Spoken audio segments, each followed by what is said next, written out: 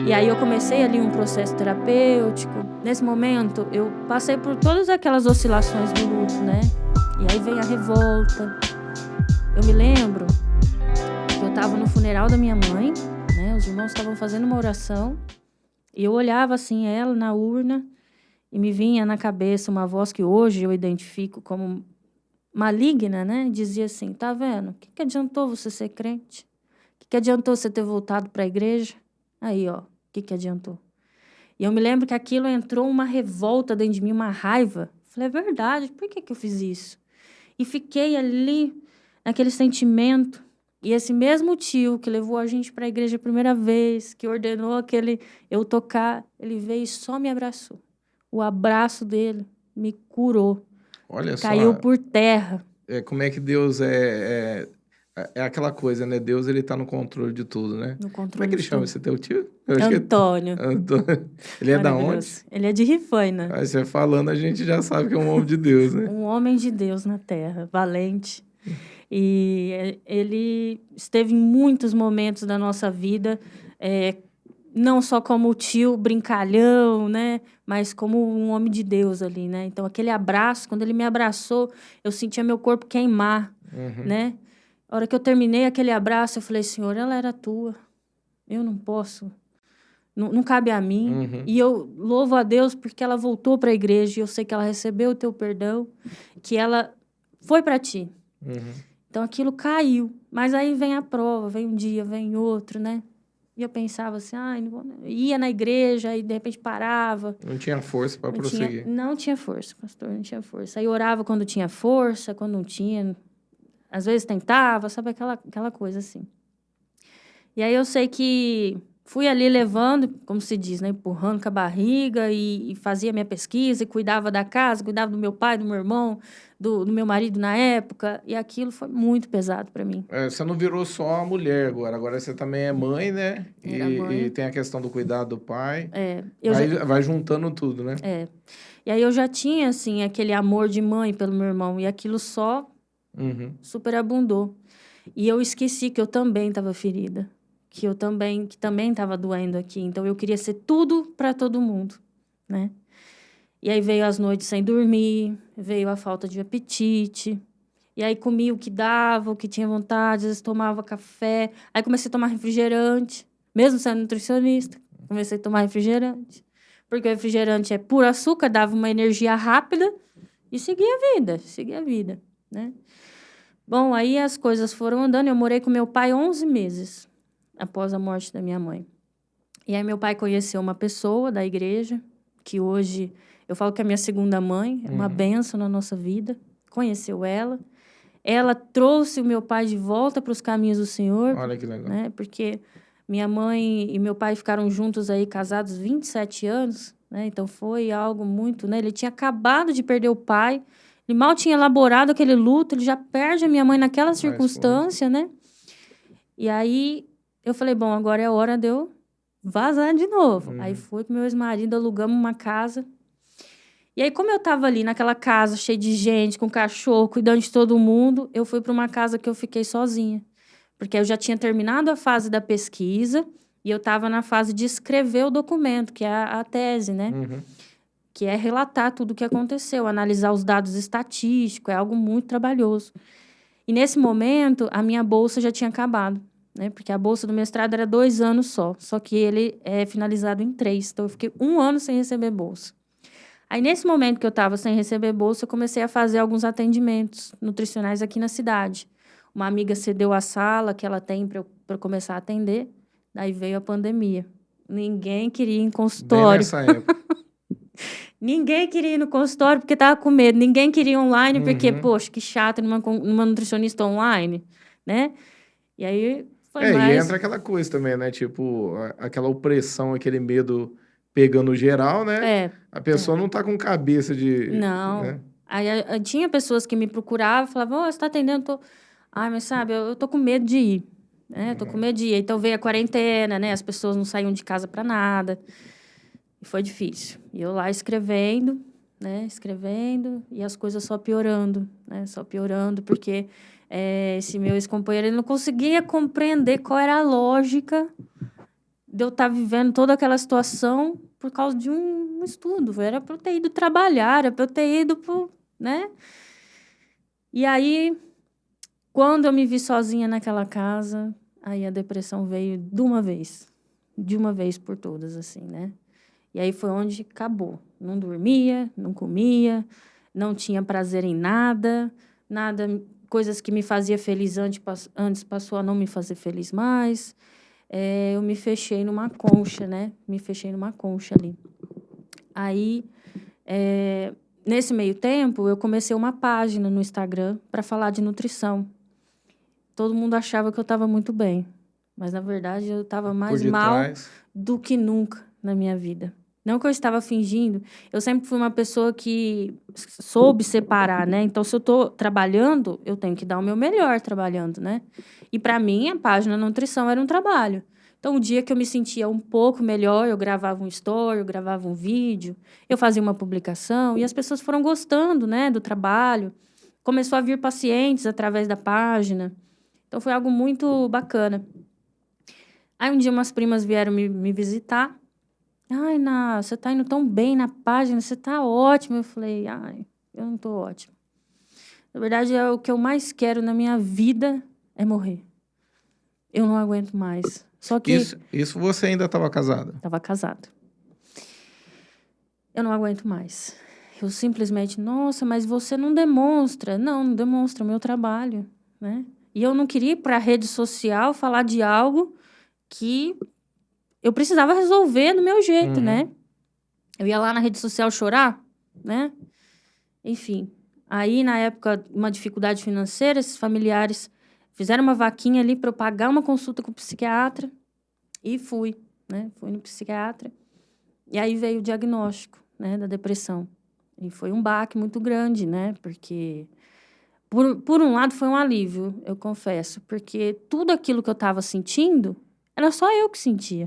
Né? Porque a depressão, se você tem uma diabetes e você sente que ela subiu, você mede a glicemia e vê se ela está alta ou não. Uma pressão, você vai lá, mede e vê. E a depressão? Tá tudo aqui, né? Tá no corpo, né? E eu sempre fui uma pessoa alegre, eu sempre fui uma pessoa sonhadora, eu sempre fui uma pessoa falante, né? E sempre gostei muito de falar. E pensava, não posso agora, mas vou poder daqui a pouco, vou poder depois. E isso foi apagando, Vai afetando, apagando, a ponto de eu já não saber mais quem eu era, né? E aí iniciei ali o tratamento, né? Só que os medicamentos, eles podem demorar até 1 mês e meio para fazer efeito. Então, você tem um efeito colateral primeiro, né? Um efeito ali, diarreia, dor de cabeça, mal-estar, sonolência. Você tem tudo esses efeitos colaterais primeiro para depois a medicação fazer efeito. E aí, muitas pessoas que estavam ao meu redor também nunca tinham convivido com uma pessoa, né? Em estado depressivo. Então, tinha dificuldade de entender o que estava acontecendo. Bom, foi até o ponto de que as coisas não ficaram nada bem, né? E aí eu tive que ter uma conversa honesta ali com o meu companheiro, porque já estava claro que estava uma relação morta. Morta. E ele falou, infelizmente, da minha parte também, eu acho que não está dando certo, mas eu não queria te deixar nesse momento difícil aí que você está fazendo, mas, por outro lado, também é difícil para mim lidar com uma pessoa em depressão. E aquilo foi uma ferida. Mas ali a gente entendeu de uma forma amigável que já não tinha mais, assim, vida, né? Eu já tinha parado de ir na igreja de novo, ele já tinha parado também. E decidimos por nos separar. E aí eu fui morar com meu pai, novamente. Meu pai já casado, Voltou né? pra casa. Voltei para casa do meu pai. E nesse momento, junto com tudo, eu acho que veio aquela questão assim, poxa, mas eu fiz tudo tão certo na minha vida, eu tentei seguir um caminho correto. Eu acho que eu tenho mesmo é que me soltar na vida mesmo. Ou seja, né, caminhar com meus próprios passos, e é isso, e aproveitar a vida do jeito que tem que ser, o que vier veio, o que não veio, a gente vai atrás, e assim. E fui num estado depressivo, porque esses acontecimentos são gatilhos, né? Eu já estava ali me estabilizando daquele episódio depressivo, e aí eu recaí de novo, né? E aí, o que aconteceu? Eu encontrei uma atividade física que era tudo para mim. Então, a minha vida se baseava em torno daquela atividade física. Então, eu passava o dia pensando no momento que eu ia treinar. Eu ia treinar 2 vezes no dia. Eu treinava, eu queria ficar deitada lá no chão 1 hora. Aquilo era o meu escape. Bom, aí conheci uma pessoa, né? E falei, quer saber? Vou levar a vida como a vida me levar, né? E aí, conhecendo essa pessoa daqui e dali, vamos morar junto? Vamos. Aquele sonho do lar destruído, da casa vendida, eu falei, bom, é a chance de eu reconstruir começar de novo. O sonho da família. E fui. E aí, nesse meio tempo, eu consegui, eu defendi a minha tese de mestrado, né? Deu tudo certo, consegui o meu título de mestre em ciências, né? Então, fiz a faculdade, fiz a especialização e sou mestre em ciências da saúde também, né? Tudo pela USP ali de Ribeirão. E aí, eu consegui um emprego numa hemodiálise, lá em Ribeirão, porque como eu fiz meu mestrado com pacientes renais, eu tinha muita, né, vivência com esse tipo de paciente. E, trabalhando na hemodiálise, consegui um serviço no Hospital São Francisco também, de Ribeirão. Cheguei lá no primeiro dia toda alegre, feliz, que, nossa, né? Eu vou realizar meu sonho agora de trabalhar no hospital. Aí, eu lembro que, na época, a coordenadora ali do setor falou, parabéns, seja bem-vinda, você vai ser a nutricionista que vai auxiliar a outra nas UTIs Covid. Pastor do céu, eu nunca nem tinha entrado numa UTI. Quanto mais para trabalhar.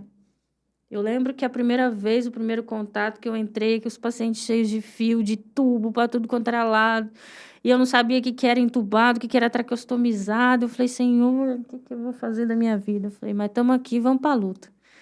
E a depressão ali. Mas eu falava, eu vou, né? Eu vou. E ia rastejando, mas ia. Estava tratando ela. Estava tratando, né? Fazendo terapia e o tratamento medicamentoso.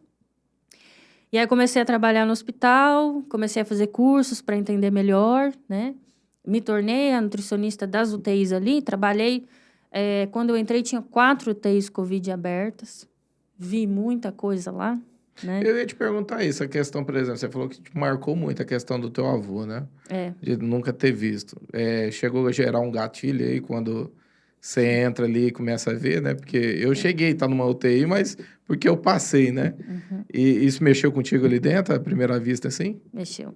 Mexeu porque a minha mãe, o óbito da minha mãe foi declarado naquele hospital. Então, todos os dias eu tinha que passar em frente àquela sala de emergência, ver aquele leito e lembrar. Verdade, tem a questão da mãe também. E aquela mãe estava aqui ainda, estava aqui. Era recente isso? Recente. Quanto tempo aí da... Minha mãe faleceu em 2019 e eu entrei no hospital metade do ano 2021.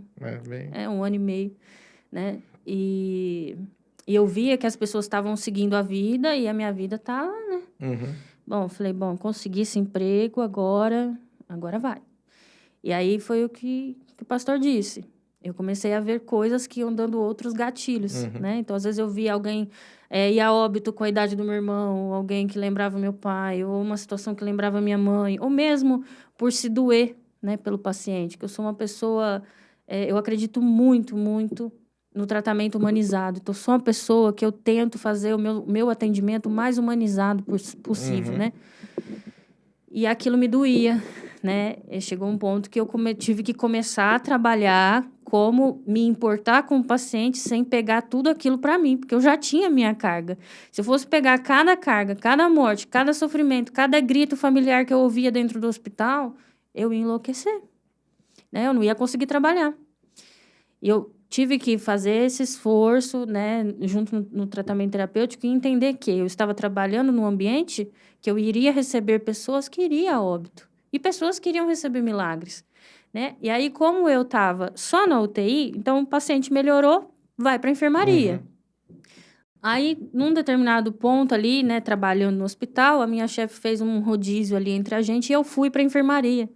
E aquilo foi muito especial, porque eu comecei a ver pacientes lá da UTI que eu tinha se recuperado através da tua ajuda e tal. Que eu tinha visto que parecia que não tinha saída e ele estava lá, né? Eu me lembro de um senhor de 70 anos que caiu de cima do telhado, quebrou o pescoço, machucou tudo, enfim. E eu olhava ele com o colete imobilizado e falava, meu Deus, tadinho, com essa idade, será? Fui ver ele na enfermaria, foi embora andando, foi embora comendo, né? Então, assim, por exemplo, hoje o meu trabalho é trabalhar tanto com os pacientes que estão entubados, então precisa, às vezes, de uma alimentação por sonda ou na veia, né, que é a parenteral. Então, o meu trabalho é basicamente, os pacientes que estão conscientes, eu tenho que saber se ele tem alguma alergia alimentar, se ele tem alguma intolerância. Tem muito pacientes lá de pós-operatório, então eles têm dificuldades para se alimentar. O que os pacientes mais amam no hospital é a gelatina. Né? A gente vai, faz uma comida caprichosa, cheirosa, bonita, mas é a gelatina que vence, né? Porque ela é refrescante, ela é líquida, né? Muito fácil, né? De então, ingerir ali. E às vezes você fala assim, poxa, é uma gelatina a mais que você está mandando, mas aquilo muda a vida daquela pessoa naquele dia. Os pacientes normalmente têm, quando ficam muito tempo entubados, às vezes eles acordam e falam assim, eu tô com vontade de tomar coca. E aí você conversa com o médico, né? Se não tiver nenhum problema, a gente vai, serve a coca. Faz o aniversário, a gente faz um bolinho, manda uma mensagem. Então, a nutrição ali dentro do hospital, ela não está só ali na parte de recuperar a saúde do paciente pela comida, né? Mas pelo afeto também, porque comida é afeto, né? A gente não come só pensando assim, eu vou comer isso porque isso tem tal nutriente, vai fazer tal coisa no meu corpo. Não, a comida é um ato social, né? A gente tem memórias de comida, né? Eu acredito que todo mundo, se pensar, tem uma comida da mãe, tem uma comida da avó, né? E tem até aquele filme do Ratatouille, né? Que o pessoal gosta bastante, que o ratinho faz ali um prato e o crítico se lembra de quando ele era criança, né? Então, acho que a comida é isso também na vida da gente, né? E toda vez que eu me aproximo de um leito de um paciente, né? Eu chego, me apresento e falo, como você está se sentindo hoje? Porque a gente chegar e falar assim, aí, tá tudo bem? Aí as pessoas falam assim, se tivesse tudo bem, eu não tava aqui, né?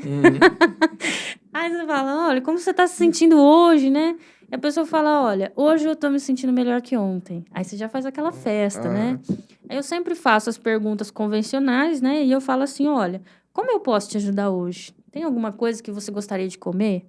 Né? Tem alguma coisa que você pensa, hoje eu queria muito tomar um suco de laranja.